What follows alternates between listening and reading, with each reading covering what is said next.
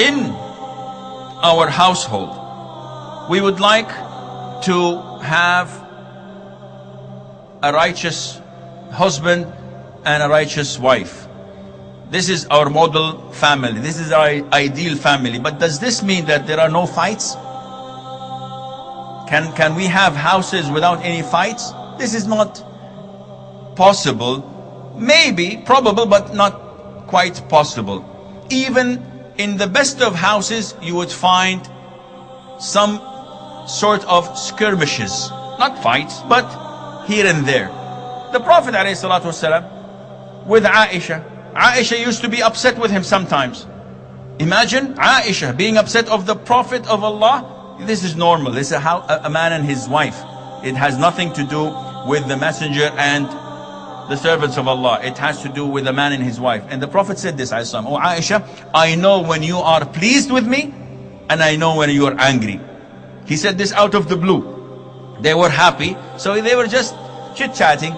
So he said, "I know when you're angry, and I know when you are not." She said, "How do you know that, Prophet of Allah?" He says, "When you are angry, you say, 'No, by Ibrahim's Lord.'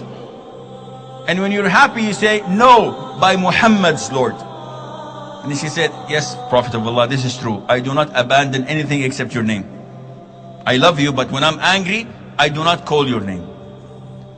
Fatima and Ali, may Allah be pleased with them, also they used to have skirmishes. The Prophet came once to his daughter's house. "Where is Ali?" She said, "He got angry, we had something and we fought over something, so he went to the masjid." So the Prophet goes to the masjid and finds Ali sleeping on the floor, and he wakes him up and he says, "Stand up, the father of dust," because he was sleeping on the soil. And he said, "This is the most beautiful name. I would never ever trade it for anything. Aba Turab." This is his nickname. May Allah be pleased with him.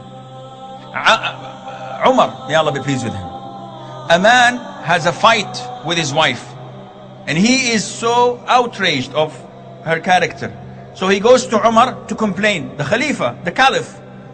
So he knocks on the door, and they tell him, "Wait for a second." And all what he hears is Umar's wife shouting at him.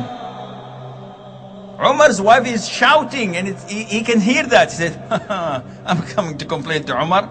He needs help more than I do." So the guy goes away, and then Umar rushes to the door. "Where's the man? Come. What is it, my brother?" He said, "Well, nothing. I had a problem, but I think you need the help more than I do." He said, "My brother, this is my wife. She cooks my food. She bakes my bread. She washes my clothes. She suckles and breastfeeds my children. And she does not have to do all of that. And not only that, my heart is calm, and I don't have to look for haram when she is with me. Don't you think I should tolerate her as she is tolerating me?" Wallahi, if we look at our spouses with this way, we would live a beautiful life. Because then whenever shaitan comes to us and says, "Do this or do that," I say, "No, she tolerates me. My wife tolerates me. I have a lot of shortcomings. So if she cooks the food that is bad and half burnt and no salt in it, I will eat it.